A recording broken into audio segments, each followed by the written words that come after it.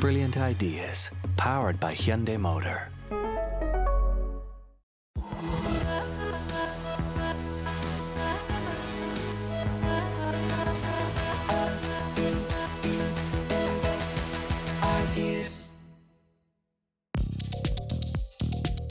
A former Olympic sailor, Charles Lim's art stems from his special affinity with the sea.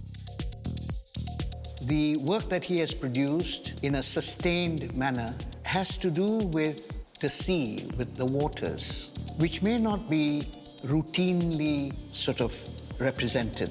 What is also amazing to understand, kind of like the obsession and the love and the dedication artists have often to one subject.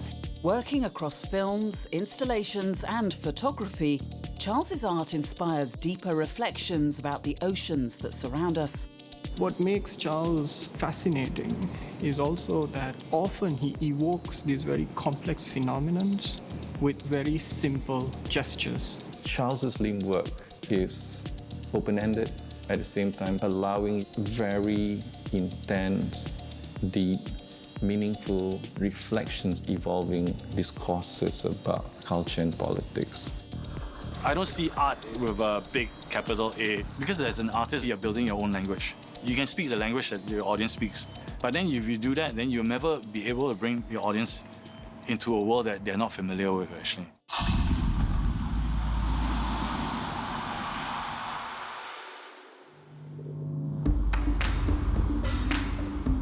Charles Lim's love for the sea started from a young age. Born in 1973, Charles grew up in Mata Ikan, a coastal village in Singapore that was among the last to be demolished during Singapore's rapid urbanization program in the mid-70s. Like most Singaporeans, Charles and his family were relocated from villages to high-rise public flats. My earliest memories are there. It's strange to grow up in a place and then you can't go back to that place anymore. It just exists in your memory. Even though Charles had to move further inland, his relationship with the sea continued. He took up competitive sailing, eventually representing Singapore at the Olympics when he was 17. But the competitive nature of top-level sport did not suit him. I didn't really enjoy being in the national team at that point in time, really. I realized that I was like kind of caught in a cycle, extreme happiness and then extreme sadness. I realized that I needed to create a space where I could contemplate. From that, it made more sense for me to actually like move more and more into the field of art practice. Charles enrolled in London's Central St Martin's School of Art and Design. At this point, Charles began to view the sea in new light.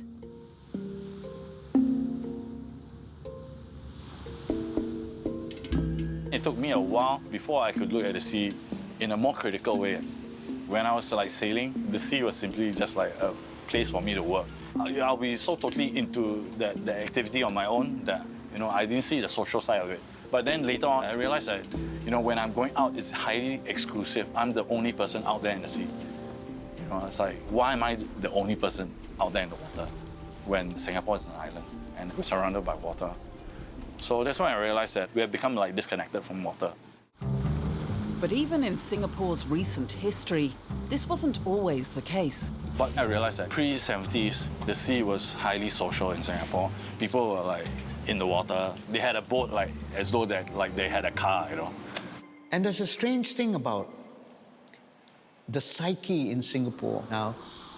Rarely does one feel when you are living and working in Singapore that you really are an island surrounded by water. I think this takes us to one of the heartbeats of Charles's work. What is the sea? How is the sea to us? How do we deal with it? How do we live with it? Shortly after graduating from art school in London, Charles created his first international work about the sea for Documenta in 2002. Alpha 3.4 was a product of a long-term investigation on the internet by Charles's three-man collective called Tsunami.net, which was first inspired by an incident in 1999 when Singapore lost all internet access for a day. At that point in time, the internet was sold to everyone. It's a flat space, a disembodied space. It was free, apolitical actually, and depoliticized. And it was beyond the realms of the physicality. For Charles, all of that was brought to question when he discovered the cause for the breakdown. The deep-sea internet cables that link Singapore to the rest of the world were damaged when an earthquake hit Taiwan. When this cable broke, right, it actually exposed to me that you need cables to run it, you need a server farm to run it, and the server farm needs power to run it. And those servers and cables, they exist in spaces. And if they exist in spaces, they are under the politics of those spaces, actually. To expose the physicality of the internet, Charles and his team walked 500 kilometres from the Documenta venue in Kassel to Kiel, where the internet server of the exhibition website was located. To me, it's like not simply enough to just take a picture of a server farm or to take a picture of a cable and say, oh, this is our work. It has to have some gesture to it, a poetic gesture to it. So they walked as a group for 2 weeks and bringing back the physical embodiment of technology back to the people. And Tsunami very early on engaged in those questions. But to Charles's disappointment, Alpha 3.4 was not well received or even understood. After doing Tsunami and all that, I realized that I couldn't tackle the most complex ideas initially, on the first work. And only through a body of work that you can change people's perceptions, actually, and through history.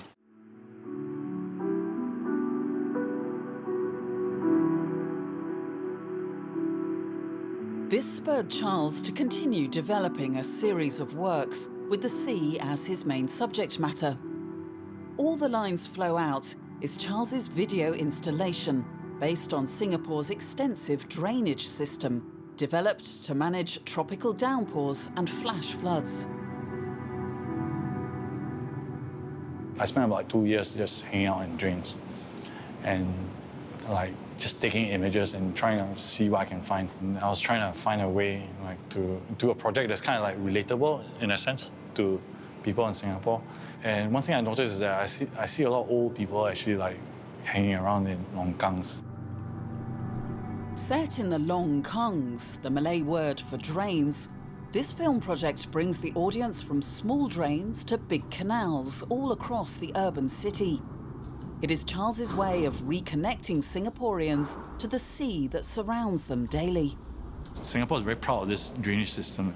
They always look at our neighbors and look, they flood, and we don't flood because we have our drainage system. So I find that the drainage system is a system of expelling something that's excessive, within Singapore. And then at the same time, the sea comes into it also. I found things like barnacle growth within the interiors. It was actually proof that the sea was within Singapore in a sense. And then I found things like fish traps to catch guppies.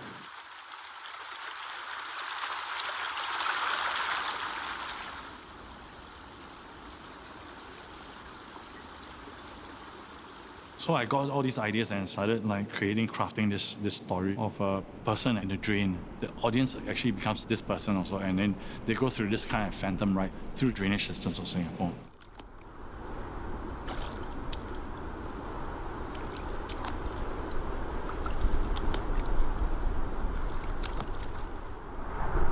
Ultimately, the viewer is swept out into the ocean.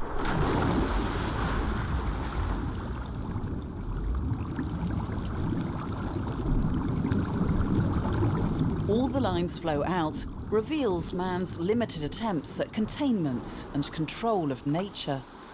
Charles is doing it in terms of his own perspective into landscapes and what landscapes means to him.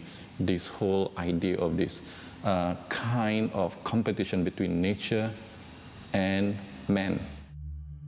After the break, Charles takes us on a boat trip to the Riau Islands in Indonesia, where he's preparing an upcoming work. Ideas.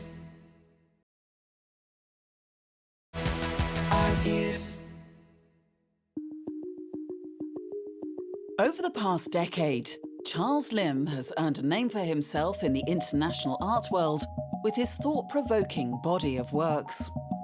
But for Charles, art is, first and foremost, personal. I don't see my work as research. It's much more of like I'm jogging my old memories. It's actually a practice that's informed by a long observation and a long kind of like relationship with the sea. Charles has invested heavily in terms of the act of observation itself. The observation is something that is driven by an extended engagement with his environment. Charles is now developing a work in the Riau Islands, a coastal province in Indonesia, located about 30 miles south of Singapore. Entitled Stealing the Trapeze, the piece is inspired by Charles's vague memory of kolakes, traditional Malayan sailboats, which were a common sight in Singapore before the 1980s. Kolake racing was a popular annual event in Singapore, but has been abandoned as traditional sailboats gradually phased out. But here in the Riau Islands, the kolake racing tradition continues to thrive as the #1 pastime among the locals.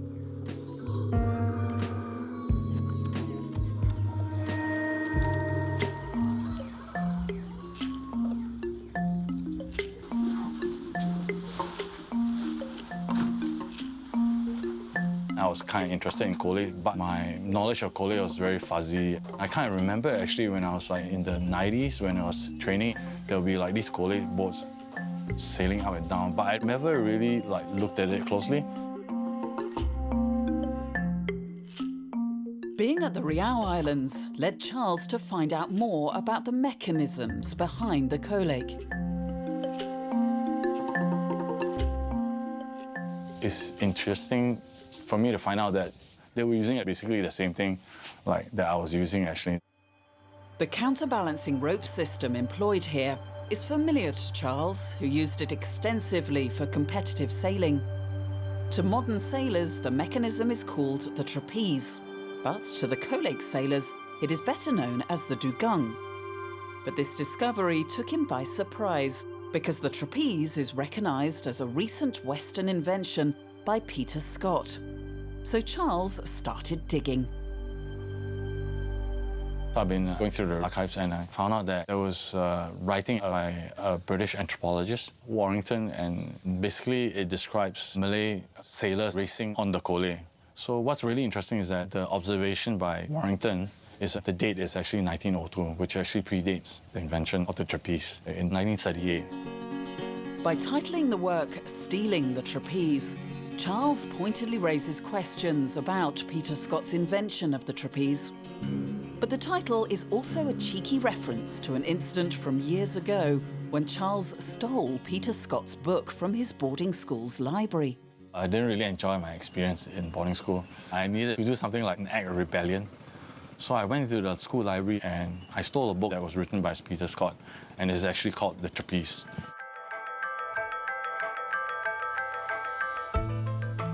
Stealing the Trapeze is Charles's personal confession to stealing the book, but it also challenges the audience to rethink historical narratives, which is a recurring theme in his works. Charles's linked work can be regarded to be both pro-history and anti-history. Pro in the sense that it is always looking at the larger narrative that's been proposed, but at the same time too allowing for slippages to occur, where these slippages tell us more about history than formal history books ever tell us. Coming up, Charles unveils an art series of 10 projects that sums up his decade-long career.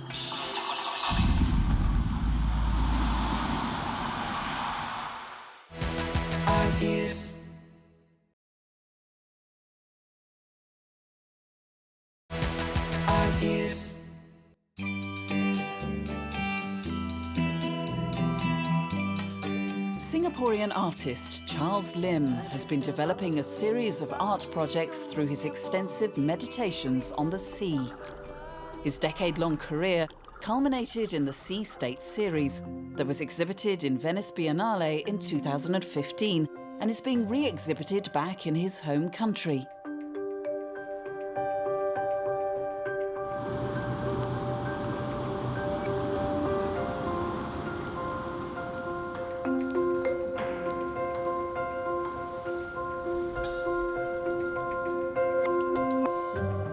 This is the sea state show from Venice, actually, that's back here in Singapore.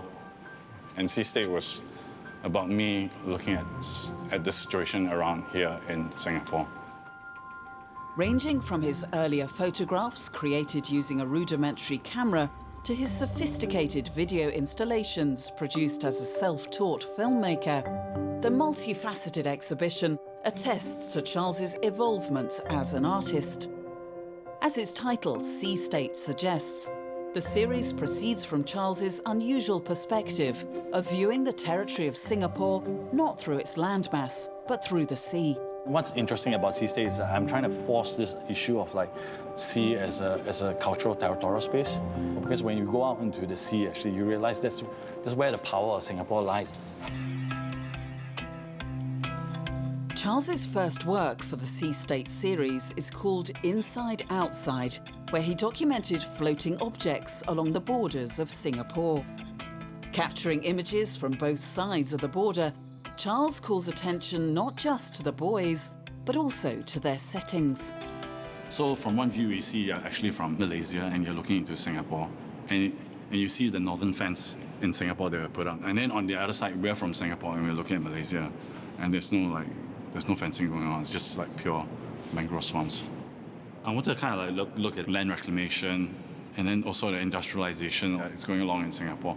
I wanted to make a work which was like through one simple gesture, it would expand out to kind of unfold all these situations actually.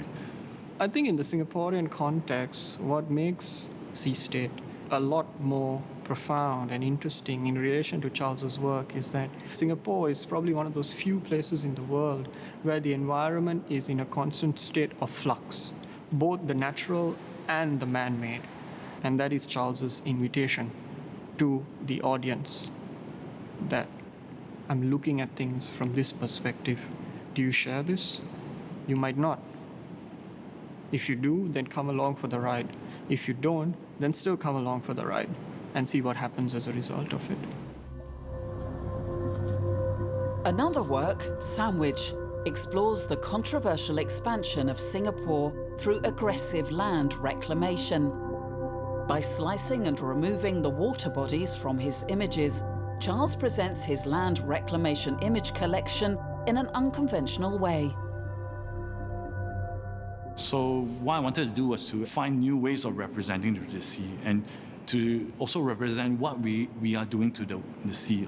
So I wanted to come out with this idea like, okay, you're looking at sea now, but it's not the sea that you think it is. He grew up along the coast, but as he was growing up, somehow the sea in front of him continued to shift through land reclamation, for instance. And Charles's relationship to the sea is interesting because how does one grapple with a situation where the land that you think you exist in is not really your land until you begin to see it grow in front of your very own eyes?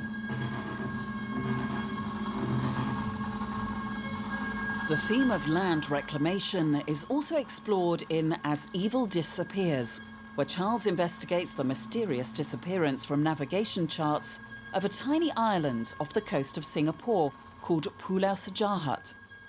In the old charts, Sejahat was there. I think it was around like 2002 that Sejahat began to be erased actually from the charts. Through land reclamation work, Pulau Sejahat has been subsumed into another, larger island. And the boy at Sejahat also went missing along with the island. How do boys disappear? They're not supposed to do that. So in this piece, Charles imagines what could have happened to the Sejahat boy. I always imagine Sejahat being completely like not maintained and completely encrusted in barnacles and actually at the bottom of some sea actually. And this is where you stop being a maritime navigator and you become an artist. How do I bring this and give it an appearance, which is the function of art? So Charles sunk his own buoy where Sejahat Island once existed, then brought it back to surface as the centerpiece of this artwork. It was like sunk off in Changi, near where Sajahat is. And it was in the water, I think, for like, about a month. And we have this thing here, this very brush-like kind of structure, growth around it. Smells salty, I guess. Instead of viewing it as a typical precious art object, Charles encourages his audience to touch and smell the buoy. He brings the smell and a representation of the sea into the sterile exhibition space. The Sahayat buoy tells about the disappearance of islands, and although the exhibition first might look very technological, but then slowly it unfolds also as poetic quality. Due to the extensive land reclamation work in Singapore, several Indonesian islands disappeared, and both Indonesia and Malaysia banned the sale of sand to Singapore. What's happened is that Singapore still needed space to expand. So what they did was that they actually dug down into granite on Jurong Island, and it was actually under the sea. Charles gained access to the caves that were being built for the new land reclamation strategy, and he documented the underwater journey in his work entitled Phase 1. We go down the shaft and you're confronted with like salt water that's like actually raining from the ceiling of the caves. It's quite a disturbing experience.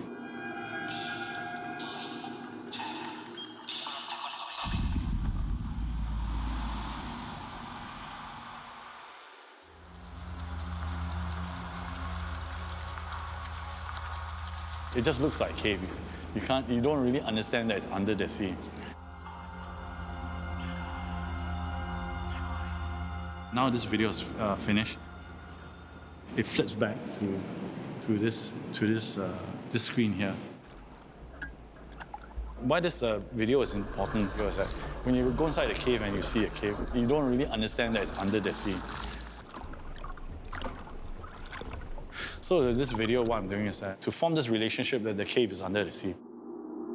With his two-part video installation, Charles diverts the audience's attention from one screen to another with a looping video that starts and ends with romantic shots of the sea. So what happens is that when people are looking at this, see a background, you have this like very sublime image of water. You look at it and like, ooh, you know, maybe I can think about my mother or things like that. You can project all sorts of things into an image like that.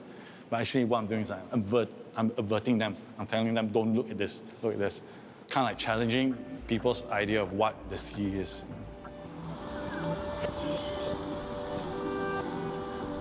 Whether exploring land reclamation or challenging people's preconceptions of the sea, Charles's works create an individual experience, but also united as a body of works, they echo Charles's desire for his audience to have a real relationship with the sea.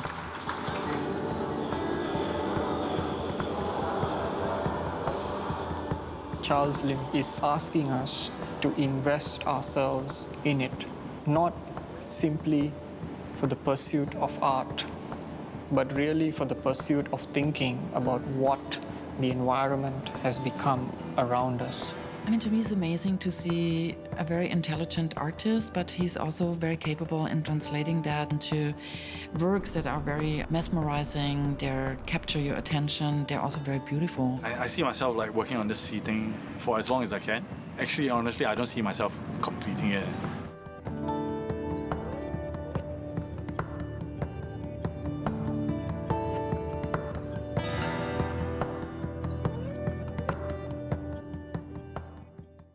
Brilliant ideas, powered by Hyundai Motor.